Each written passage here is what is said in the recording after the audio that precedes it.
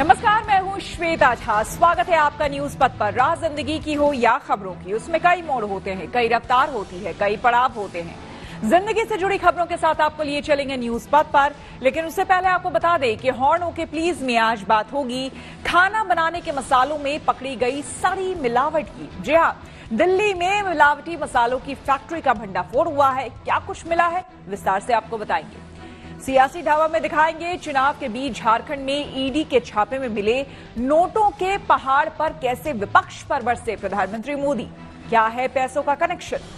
तो सोशल अड्डा में करेंगे विवाह को लेकर सुप्रीम कोर्ट की महत्वपूर्ण सलाह पर मंथन। और प्रगति मार्ग पर दिखाएंगे स्पेशल क्षमता वाले अस्मित और बगैर कोचिंग यूपीएससी परीक्षा पास करने वाली कश्मीर की सीरत की सक्सेस स्टोरी।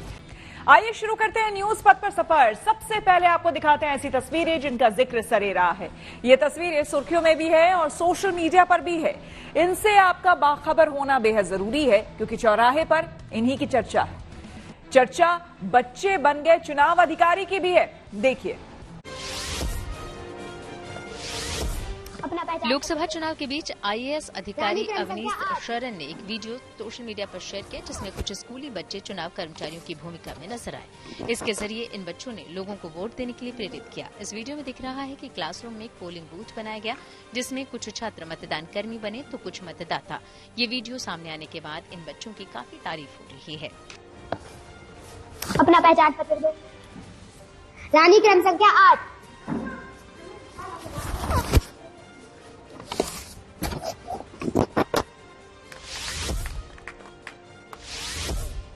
महाराष्ट्र के चंद्रपुर में भीषण गर्मी के बीच राहगीरों की प्यास बुझाने के लिए खास पहल की गई। दरअसल वहां ऑटो रिक्शा जल सेवा की शुरुआत हुई। ये पहल वहां के निर्दलीय विधायक किशोर चोर केवार ने की। इसमें ऑटो रिक्शा में चालक की सीट के पास ठंडे पानी के जार लगाए गए हैं। शहर के ऑटो चालक भी इस नेक काम में बढ़ चढ़कर हिस्सा ले रहे हैं।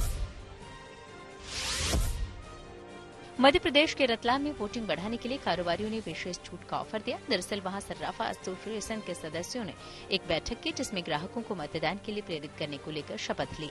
इस तरह मतदान करने वालों को सोने चांदी की खरीद पर डिस्काउंट मिलेगा। यानी वोटिंग वाले दिन से अगले 20 दिन तक वोटर्स को अपनी उंगली पर मतदान की निशानी यानी स्याही का निशान दिखाना होगा और वो तब तक सोने चांदी की खरीद पर इस ऑफर का फायदा उठा सकते हैं। वहीं कुछ लैब में भी मेडिकल टेस्ट पर 30% तक की छूट देने की घोषणा की जा रही है। रतलाम में 13 मई को चौथे चरण में वोटिंग होगी। जो दुकान पर हमारे ग्राहक आएंगे उनको भी हम कहेंगे कि अधिक से अधिक आप मतदान करें, और जिस दिन 13 तारीख के दिन जब मतदान होगा तो मतदान के बाद जो भी ग्राहक हमारे पास आएगा हम कहेंगे कि भाई आपने मतदान किया है, आप उंगली बताइए और आप जो है हमसे जो छूट दी है 20 दिन के लिए हमने ये दिया है कि 20 दिन तक हम छूट देंगे। उत्तराखंड में बाबा केदारनाथ धाम के कपाट खोलने की तैयारी शुरू हो गई। दरअसल भगवान केदारनाथ ने शीतकालीन निवास ऊखीमठ के ओंकारेश्वर मंदिर से अपने ग्रीष्मकालीन निवास केदारनाथ मंदिर के लिए प्रस्थान किया। इस दौरान गाजे बाजे और मंत्रोच्चारण के बीच श्रद्धालुओं में काफी उत्साह देखने को मिला। बाबा केदारनाथ धाम के कपाट 10 मई को सुबह 7 बजे खुलेंगे।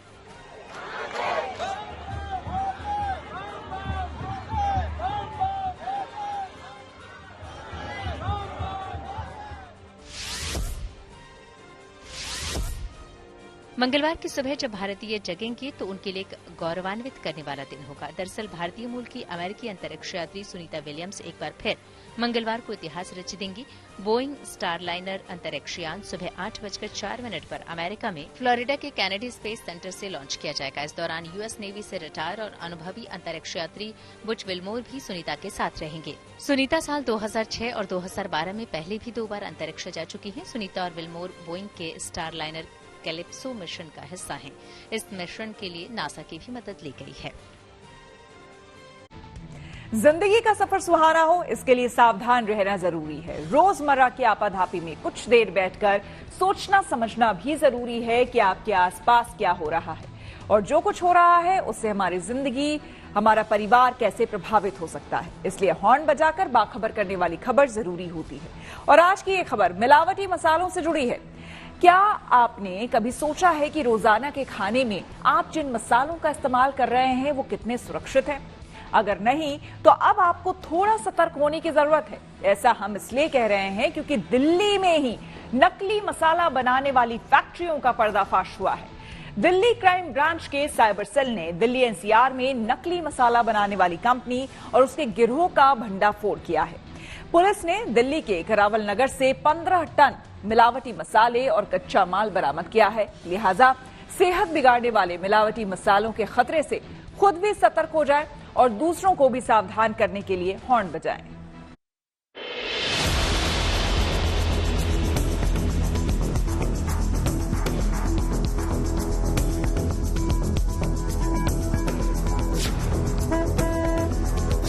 क्या आपके घरों में इस्तेमाल होने वाले मसाले नकली हैं?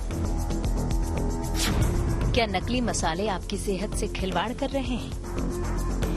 हो सकता है कि आपकी रसोई में धनिया पाउडर, हल्दी पाउडर और दूसरे मसाले वैसे ना हों जैसा आप सोचते हैं। दरअसल दिल्ली पुलिस की क्राइम ब्रांच ने नकली मसाले बनाने और उन्हें दिल्ली के बाजारों में सप्लाई करने वाले गिरोह का भंडाफोड़ किया है, जिससे ये सवाल उठने लगे हैं। दिल्ली की क्राइम ब्रांच पुलिस की गिरफ्त में आए ये तीनों वही शख्स हैं जो आपकी और हमारी सेहत से खिलवाड़ कर रहे थे। जरा सोच कर देखिए, आप जिन जायकेदार मसालों से बने खाने का लुत्फ उठा रहे हैं, उनमें सड़े हुए चावल का पाउडर, सड़े हुए नारियल, सड़े जामुन, यूकेलिप्टस के पत्ते, लकड़ी का बुरादा, चोकर, सूखी मिर्च के डंठल मिले हों तो आपको कैसा लगेगा? मुमकिन है कि आपकी रसोई में असली मसाले हों, लेकिन आरोप है कि दिल्ली एनसीआर में तमाम घरों, रेस्टोरेंट और ढाबों में ऐसे मिलावटी मसालों की सप्लाई हो रही थी। ये मिलावटी मसाले इन्हीं तीनों आरोपियों की देखरेख में दिल्ली के करावल नगर इलाके में 2 फैक्ट्री में बनाए जा रहे थे। पुलिस ने इन फैक्ट्रियों से कुल 15 टन मिलावटी मसाले और रॉ मटेरियल बरामद किया है। ये नकली मसाले सड़े चावल, सड़े नारियल, लकड़ी के बुरादे और एसिड मिलाकर बनाए जा रहे थे। दिल्ली पुलिस क्राइम ब्रांच को इन्फॉर्मेशन मिली कि नकली और मिलावटी मसाले पीस के बाजार में बेचे जा रहे हैं, तो करावल नगर दिल्ली में हमने 2 चक्कियों पे रेड करी और उसमें हल्दी में वो पिसा हुआ चावल, सिट्रिक एसिड, नकली कलर और मसाले में बुरादा और सफेदे के पत्ते, वो मिलावटी काफी हजारों किलो की मात्रा में हमने पकड़े हैं। दरियागंज की क्राइम ब्रांच की टीम ने करावल नगर से 15 टन मिलावटी मसाले और कच्चा माल बरामद किया है। आरोपी खारी बावली, सदर बाजार, लोनी के अलावा पूरे एनसीआर और दूसरे राज्यों में मिलावटी मसालों की सप्लाई कर रहे थे। पुलिस की सूचना पर फूड सेफ्टी विभाग ने मसालों के सैंपल लिए हैं। आरोपियों की पहचान करावल नगर के ही दिलीप सिंह उर्फ बंटी, उम्र 46 साल, मुस्तफाबाद के सरफराज, उम्र 32 साल और लोनी का खुर्शीद मलिक, उम्र 42 साल के तौर पर हुई है। दिल्ली पुलिस की क्राइम ब्रांच को खबर मिली थी कि नॉर्थ ईस्ट दिल्ली में कई मैन्युफैक्चरर और दुकानदार अलग अलग ब्रांड के नाम से मिलावटी मसाले तैयार कर इन्हें दिल्ली एनसीआर में खुलेआम बेच रहे हैं। इसके बाद क्राइम ब्रांच की अगुवाई में एक टीम को इस रैकेट का भंडाफोड़ करने के लिए गठित किया गया। इस बीच करावल नगर में मिलावटी मसाले तैयार करने वाली 2 फैक्ट्रियों पर छापेमारी की गई। छापेमारी के दौरान एक फैक्ट्री से दिलीप सिंह और खुर्शीद मलिक नाम के 2 लोग मिले। ये लोग मिलावटी मसाले तैयार कर रहे थे। पुलिस की छापेमारी के दौरान इन दोनों आरोपियों ने फरार होने की कोशिश की, लेकिन पुलिस टीम ने इन्हें दबोच लिया। क्राइम ब्रांच पुलिस ने जब फैक्ट्री के सामान की जांच की तो पता चला सड़े हुए चावल, बाजरा, नारियल, जामुन, लकड़ी के बुरादे, केमिकल और कई पेड़ों की छाल से मसाले तैयार किए जा रहे थे। इन मसालों को 50-50 किलो के बड़े कट्टों में भरकर रखा जा रहा था और बाजारों में बेचा जा रहा था। टीम ने फूड एंड सेफ्टी डिपार्टमेंट को इसकी सूचना दी। उन्होंने मौके पर आकर निरीक्षण किया। पुलिस की पूछताछ में आरोपियों ने बताया कि खारी बावली और सदर बाजार से मिलावटी मसाले पश्चिमी उत्तर प्रदेश और देश के अलग अलग राज्यों में भेजे जा रहे थे। ये सभी मसाले ये खारी बावली और सदर बाजार के एरिया में बोरियों में भर भर के वहां के व्यापारियों को ये दूध देते थे। उसकी आगे हम गहन जांच कर रहे हैं। करावल नगर की दोनों फैक्ट्रियों पर पुलिस की छापेमारी में कुल 15 टन मिलावटी मसाला और कच्चा माल बरामद हुआ है, जिसमें 1050 किलो सड़ा चावल, 200 किलो सड़ा बाजरा, 6 किलो सड़े नारियल, 720 किलो खराब धनिया, 550 किलो खराब हल्दी, 70 किलो यूकेलिप्टस के पत्ते, 1450 किलो सड़े जामुन, 24 किलो साइट्रिक एसिड, 400 किलो लकड़ी का बुरादा, 2150 किलो पशुओं को खिलाने वाला चोकर, 440 किलो खराब लाल मिर्च, 150 किलो मिर्च के डंठल, 5 किलो केमिकल वाले रंग, 2 बड़ी चक्की, वजन तौलने की 2 मशीनें और 1 टेम्पो को पुलिस ने बरामद किया। ऐसे में सवाल ये भी है कि कौन से मसालों में क्या मिलाया गया, क्योंकि इन मसालों को पूरी दिल्ली के साथ ही कई राज्यों तक पहुंचाकर लोगों की सेहत के साथ खिलवाड़ किया गया।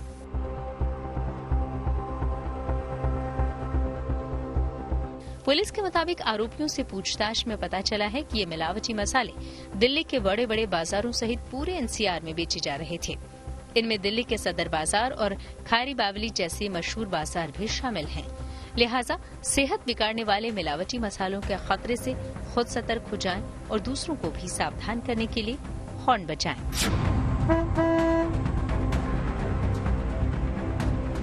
दिल्ली से अरविंद ओझा, गुड न्यूज टुडे। नकली और मिलावटी मसालों से सेहत को कितना नुकसान हो सकता है और मिलावटी मसालों के इस्तेमाल से कैसे बचा जा सकता है, इस पर न्यूट्रिशनिस्ट की क्या है राय, आइए सुनते हैं। मसाले हम जो खाने में, एक तो हर खाने में हम ऐड करते हैं और इनका काम सिर्फ टेस्ट देना नहीं होता, इनके कई फंक्शंस होते हैं बॉडी में। ये हमें न्यूट्रिएंट्स प्रोवाइड करते हैं, ये हमारी इम्यूनिटी बनाते हैं। बॉडी की हर फंक्शन, चाहे आपका स्किन, हेयर, आपका ब्लड, सब चीजें बनाने में मसालों का हाथ होता है। तो इट इज वेरी इंपॉर्टेंट कि मसाले प्योर हो। तो जैसे हमारी दादी नानी मसाले घर पर पीसते थे, तो अगर बाहर हमें ऐसे एडल्ट्रेटेड मसाले मिल रहे हैं तो इन्हें घर पर पीसिए। थोड़ी सी मेहनत लगेगी, बट अक्खे मसाले लाइए, अक्खा मसाला यूज करिए, उसे घर पर पीसकर कॉम्बिनेशन बनाकर यूज करिए। अगर आप नोटिस करेंगे तो मसाले हर रीजन, जो इंडिया में हर रीजन में अलग अलग तरह से मसाले यूज किए जाते हैं, ताकि वो सीजन के हिसाब से, उस एनवायरनमेंट के हिसाब से हमारी बॉडी को प्रिपेयर कर सके। पुंछ हमले के 2 आतंकियों के स्केच जारी। आइए आपको सीधे लिए चलते हैं न्यूज एक्सप्रेसवे पर, जहां देश भर की कुछ और जरूरी खबरें कर रही हैं आपका इंतजार। लोकसभा चुनाव के तीसरे चरण के लिए मंगलवार को मतदान होगा। इस दौरान 12 राज्यों की 95 लोकसभा सीटों पर वोट डाले जाएंगे। इस चरण में कुल 1331 प्रत्याशी अपनी किस्मत आजमा रहे हैं। इनमें शिवराज सिंह चौहान समेत 4 पूर्व मुख्यमंत्री भी शामिल हैं। शिवराज मध्य प्रदेश की विदिशा सीट तो दिग्विजय सिंह राजगढ़ सीट से उम्मीदवार हैं। वैसे इसी चरण में ज्योतिरादित्य सिंधिया समेत 10 केंद्रीय मंत्रियों की भी अग्नि परीक्षा है। कांग्रेस से इस्तीफा देने के बाद राधिका खेड़ा ने अब छत्तीसगढ़ के पार्टी नेताओं पर गंभीर आरोप लगाए। राधिका का कहना है कि छत्तीसगढ़ कांग्रेस कार्यालय में उनके साथ दुर्व्यवहार किया गया और अपशब्द कहे गए। साथ ही राधिका ने दावा किया कि राम मंदिर जाने के बाद से उन्हें पार्टी के अंदर विरोधी के तौर पर देखा गया। उधर छत्तीसगढ़ कांग्रेस के नेताओं ने सफाई दी और राधिका के आरोपों को गलत बताया। हरियाणा के करनाल में 2 हाई प्रोफाइल सीटों पर नामांकन दाखिल किए गए। दरअसल मुख्यमंत्री नायब सिंह सैनी ने करनाल विधानसभा सीट पर हो रहे उपचुनाव के लिए पर्चा भरा, तो पूर्व मुख्यमंत्री मनोहर लाल खट्टर ने करनाल लोकसभा सीट से अपना नामांकन दाखिल किया। वो ट्रैक्टर के जरिए अपने समर्थकों के साथ चुनाव दफ्तर पहुंचे। जम्मू कश्मीर के पुंछ में वायुसेना काफिले पर हुए हमले के मामले में 2 आतंकियों के स्केच जारी किए गए। इनके सुराग देने वालों को 20 लाख रुपए का इनाम मिलेगा। उत्तराखंड में पौड़ी और बागेश्वर के जंगलों में लगी आग को लेकर एयरफोर्स ने भी अपना अभियान शुरू कर दिया। इसके लिए वायुसेना ने अपना हेलीकॉप्टर वहां भेजा। इस आग की वजह से लोगों की मुश्किलें लगातार बढ़ रही हैं। कई मकानों के पास तक ये आग पहुंच रही है, जिससे वहां सांस लेने तक में दिक्कत आ रही है।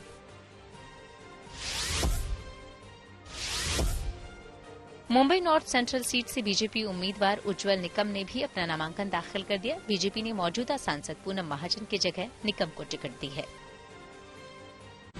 खबरों के एक्सप्रेसवे से आगे रुक करते हैं सियासी ढाबे का, जहां आज की सबसे दिलचस्प खबर मौजूद है। देश में कल तीसरे चरण का मतदान होना है, लेकिन उससे पहले झारखंड में करोड़ों का कैश बरामद हुआ है। ईडी ने रांची में 15,000 रुपए की तनख्वाह पाने वाले एक व्यक्ति के घर से 30 करोड़ से ज्यादा की नकदी बरामद की है। कांग्रेस के मंत्री के करीबी के घर से इतनी बड़ी रकम मिलने के बाद सियासी घमासान तेज हो गया है। करोड़ों की रकम कैश में भले ही आज बरामद हुई हो, लेकिन इसकी बरामदगी की स्क्रिप्ट 1 साल पहले ही तैयार हो गई थी। ईडी की टीम कैश के ठिकाने तक पहुंचने की प्लानिंग काफी पहले से कर रही थी, लेकिन वोटिंग से ठीक पहले भारी तादाद में कैश मिलने से कांग्रेस बैकफुट पर है और बीजेपी हमलावर।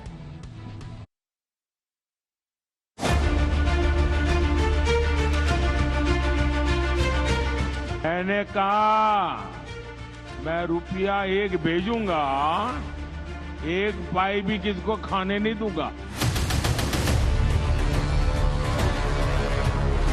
और जो खाएगा वो जेल जाकर के खाना खाएगा।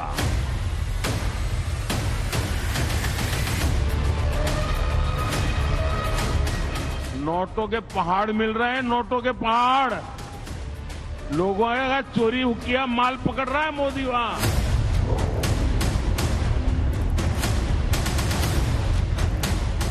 ये जहांगीर आलम का फ्लैट है और वहां से ईडी ने भारी मात्रा में कैश बरामद किया। लोकसभा चुनाव के तीसरे चरण की वोटिंग से ठीक पहले झारखंड में नोटों की इतनी गड्डियां मिली हैं कि गिनने वाले गिनते गिनते थक जाएं। कहावत है कि अगर कुर्सी और काले कारोबार का कॉकटेल हो जाए तो भिखारी भी बड़ा कारोबारी बन जाता है। झारखंड की राजधानी रांची में ईडी की छापेमारी जारी है।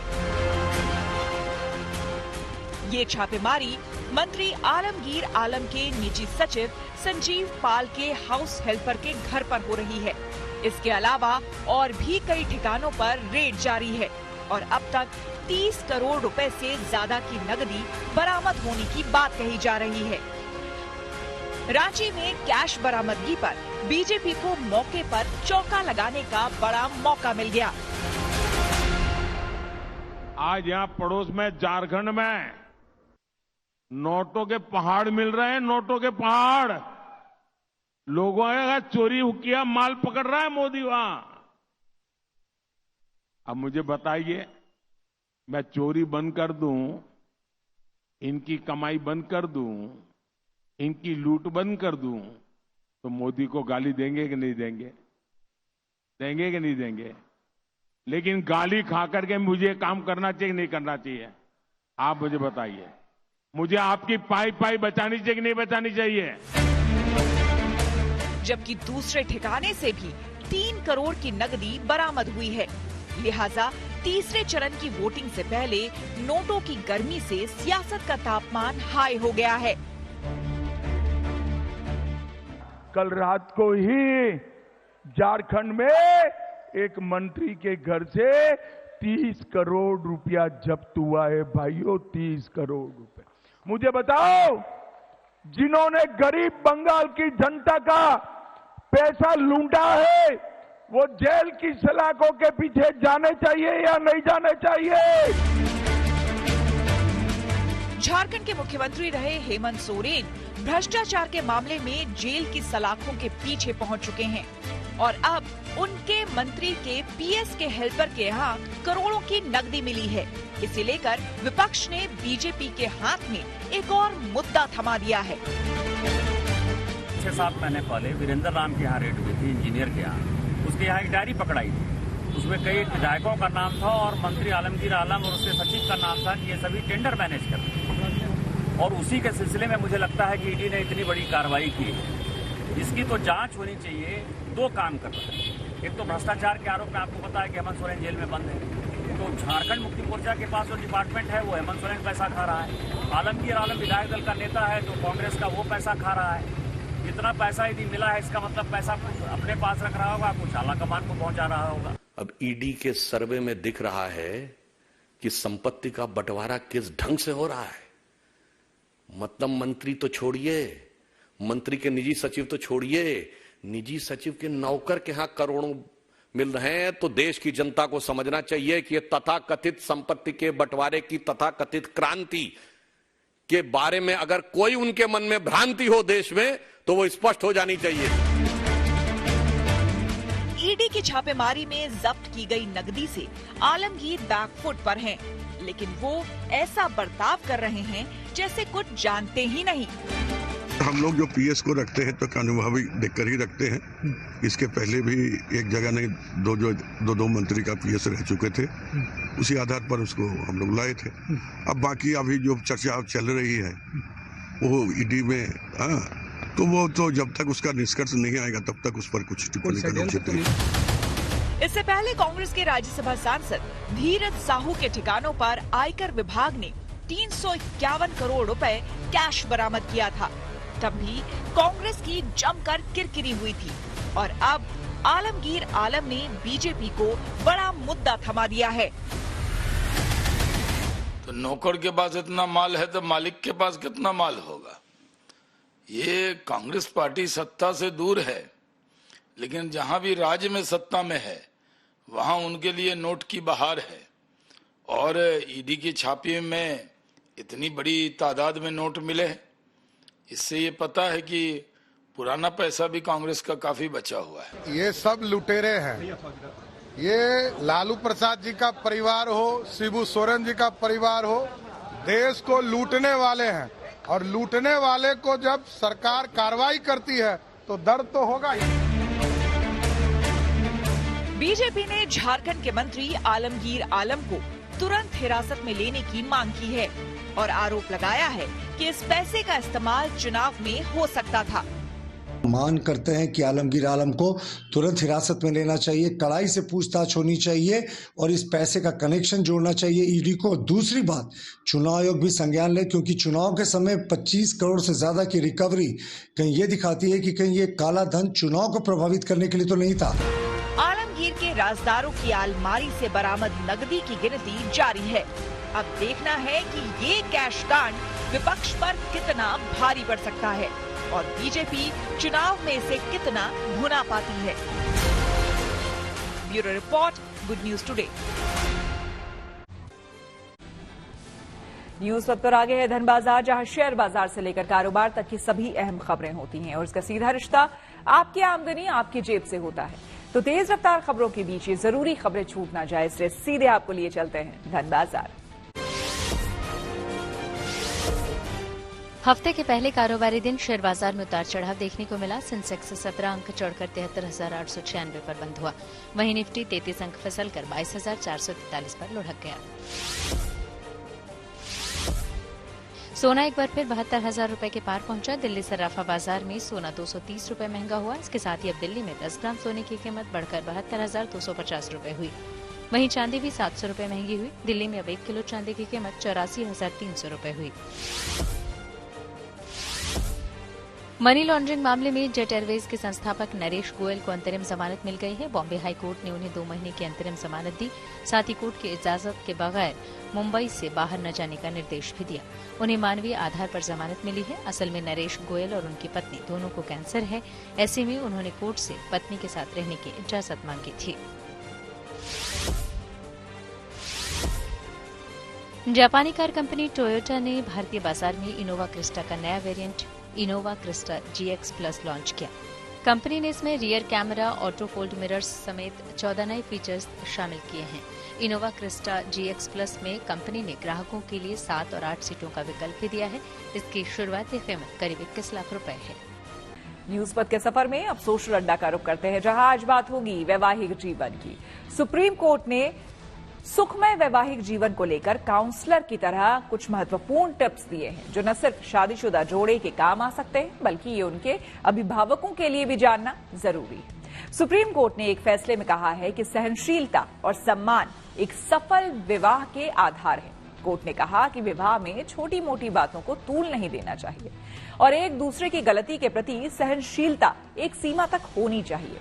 सुप्रीम कोर्ट ने यह टिप्पणी एक महिला के अपने पति के खिलाफ दायर दहेज उत्पीड़न के मामले को रद्द करते हुए की गई है। सुप्रीम कोर्ट ने कहा है कि घर में छोटे मोटे झगड़े और मतभेद सांसारिक मामले हैं, कोर्ट ने कहा कि छोटी मोटी बातों को इतना बढ़ा चढ़ाकर पेश नहीं किया जाना चाहिए कि इससे वो चीज यानी कि जोड़ी नष्ट हो जाए जिसके बारे में कहा जाता है कि वो स्वर्ग में बनती है। कोर्ट ने कहा कि कई बार ऐसा देखने को मिलता है कि एक विवाहित महिला के माता पिता और करीबी रिश्तेदार स्थिति को संभालने और शादी को बचाने के बजाय बात का बतंगड़ बना देते हैं। माता पिता और रिश्तेदारों की इन हरकतों से छोटी छोटी बातों पर वैवाहिक बंधन तबाह हो जाते हैं। कोर्ट ने कहा कि पति पत्नी अपने दिल में इतना जहर लेकर लड़ते हैं कि वे एक पल के लिए भी ये नहीं सोचते कि अगर शादी टूट जाएगी तो उनके बच्चों पर क्या असर होगा। जाहिर है सुप्रीम कोर्ट की ये टिप्पणी कई शादीशुदा जोड़ों की जिंदगी से जुड़ी हो सकती है। ऐसे में हमने सुप्रीम कोर्ट की ओर से विवाह पर की गई टिप्पणी पर मैरिज काउंसलर और कुछ लोगों से बात की और उनकी राय जानी। Recently supreme court of India का एक जजमेंट आया जो कि बहुत ही प्रोग्रेसिव जजमेंट जिसको हम कहेंगे, जिसमें कि माननीय सर्वोच्च न्यायालय ने बहुत सारे ऑब्जर्वेशन दिए हैं और जिसमें कि सबसे इम्पोर्टेंट बात ये है कि वर्तमान में जिस तरीके से डिवोर्स केस फाइल हो रहे हैं, बहुत सारे क्रिमिनल केस हस्बैंड वाइफ एक दूसरे के अगेंस्ट फाइल कर रहे हैं, तो ऐसे केसेस में ये है कि परिवार जो टूट रहे हैं तो कैसे इस पारिवारिक स्ट्रक्चर को बचाया जाए और किस तरीके से इन तमाम तरीके के केसेस से बचा जाए। उसके लिए जरूरी है कि दोनों ही पार्टी की काउंसलिंग की जाए, जिसमें हस्बैंड वाइफ दोनों की, क्योंकि छोटे छोटे केसेस में दोनों एक दूसरे के ऊपर एलिगेशन लगा करके कोर्ट पहुंच जाते हैं, जबकि अगर उन चीजों में, उन छोटे छोटे इश्यूज में अगर एक दूसरे को एक्सेप्ट करने की और थोड़ा बहुत टॉलरेट करने की अगर पावर है, जिसको कि काउंसलिंग के थ्रू उनको समझाया जा सकता है, उनकी काउंसलिंग करके उनको कैसे रहना है, ये सारी चीजें अगर की जा सकती हैं तो निश्चित रूप से जो टूटते हुए परिवार हैं उनको बचाया जा सकता है और बहुत सारे डिवोर्स केसेस जो फाइल हो रहे हैं उनसे बचा जा सकता है, 498A के जो केसेस हो रहे हैं उनसे बचा जा सकता है। तो माननीय सर्वोच्च न्यायालय का जो ऑब्जर्वेशन है वो बिल्कुल स्वागत योग्य है और मुझे लगता है कि केसेस फाइल करने की जगह काउंसलिंग को अगर प्रेफरेंस दी जाएगी तो डेफिनेटली इस तरीके के केसेस में शादियां टूटने का कम, शादियां जुड़ी रहने की ज्यादा रिजल्ट्स रहेंगे। टॉलरेंस होना बहुत जरूरी है या नहीं? ये सिर्फ शादी में नहीं, आई थिंक लाइक टॉलरेंस होना है सबको, not only with the women और men, for everyone from the childhood till we leave. Tolerance सिर्फ शादी में ही रहना, I don't recommend for that. Patience is important in all stages of life. ये होना तो बहुत ही जरूरी है। आजकल किसी के अंदर टॉलरेंस पावर नहीं है, चाहे हस्बैंड हो या वाइफ हो, लेकिन एक दूसरे के साथ बैठ के अपनी समस्याओं को सुलझाना वो ज्यादा अच्छा है और एक दूसरे का सहना भी चाहिए, उसको समझना भी चाहिए, तभी एक वैवाहिक जीवन चलता है सुख में। नहीं तो बिखरते हुए टाइम नहीं लगता परिवार को और सबसे ज्यादा बुरा असर बच्चों पे पड़ता है, क्योंकि जैसे ही सेपरेशन होता है बच्चे सबसे ज्यादा प्रभावित होते हैं, ना उनका विकास हो पाता है, ना वो समाज में ठीक से रह पाते हैं। इसलिए मैडम टॉलरेंस होना बहुत ही जरूरी है। हर चीज में समझौता जरूरी है, समझौते बिना कुछ भी नहीं है।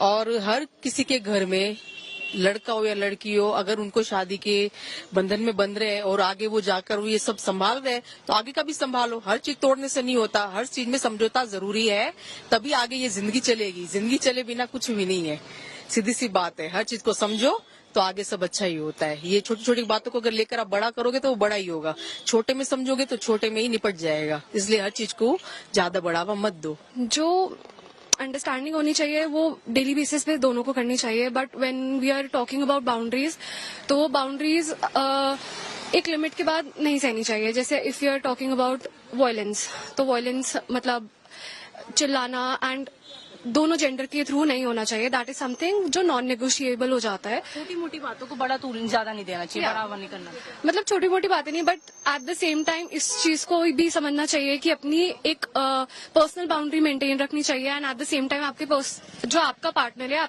उसको आपकी बाउंड्रीज रिस्पेक्ट करना आना चाहिए। मैं ये मानता हूँ कि साथ साथ ना हमारे को दोनों तरफ से देखना चाहिए कि अगर चाहे हम एक रिलेशनशिप में है, चाहे एक लड़का है चाहे एक लड़की है, दोनों में एक लेवल ऑफ वो होना चाहिए, मतलब स्टेट ऑफ माइंड होना चाहिए कि दोनों इक्वली टॉलरेट करें। और बात एक्चुअली होता है क्या है, ज्यादा कर क्या होता है कि हम छोटी छोटी बातों को ना ड्रैग करते हैं।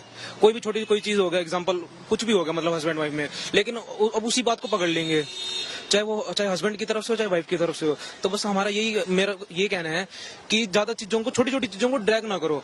जैसे हम कहते हैं ना, एक एग्जांपल है, हमने किसी की 100 अच्छाई को हम भूल जाते हैं और एक बुराई को पकड़ लेते हैं। तो ये आजकल जो है ये ज्यादा हो रहा है।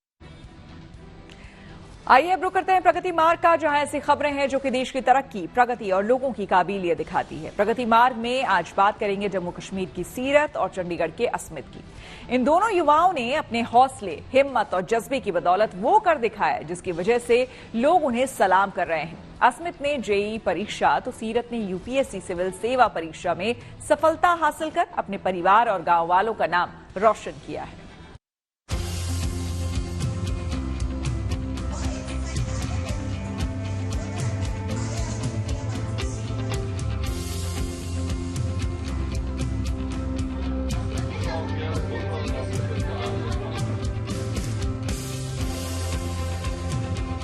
पंखों से कुछ नहीं होता, हौसलों से उड़ान होती है।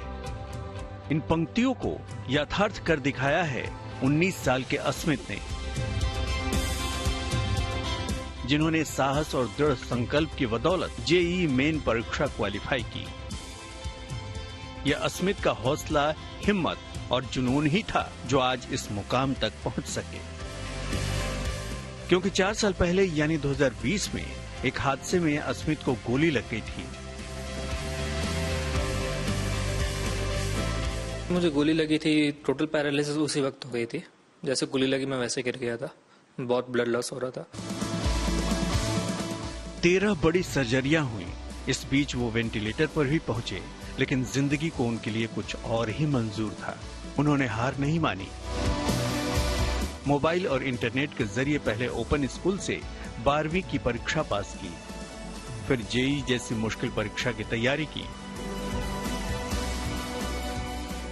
फर्स्ट अटेम्प्ट मैंने दिया, अच्छा नहीं था रिजल्ट, मैथ्स में बहुत खराब आया था मेरे। उसके बाद स्टडीज करते करते जब जेईई का सेकंड सेशन आया तो उस टाइम पे मेरा मैथ्स थोड़ा स्ट्रांग हो गया था। अपनी शारीरिक कमजोरी को कभी मजबूरी नहीं बनने देने वाले अस्मित की कामयाबी, उनके हौसले, हिम्मत और जुनून को हर कोई सलाम कर रहा है। वहीं कश्मीर के राजौरी की रहने वाली सीरत बाजी ने जीवन के तमाम संघर्षों को पार करते हुए, तमाम दुश्वारियों से लोहा लेते हुए यूपीएससी परीक्षा में 516वीं रैंक हासिल की। राजौरी से करीब 70 किलोमीटर दूर कंथोल के सुदूर गांव की रहने वाली सीरत के लिए यहां तक पहुंचना आसान नहीं था। My studies and I continued कि मुझे I will definitely sit for UPSC. जब केएस हो गया तो उसके बाद आई थॉट कि मुझे करना चाहिए and I continued that thing और उसके बाद अल्हम्दुलिल्लाह आई गॉट सिलेक्टेड। यूपीएससी परीक्षा पास करने के बाद जब सीरत पहली बार अपने गांव पहुंची तो उनका स्वागत किया गया। पूरे गांव ने सीरत की इस कामयाबी का जश्न मनाया।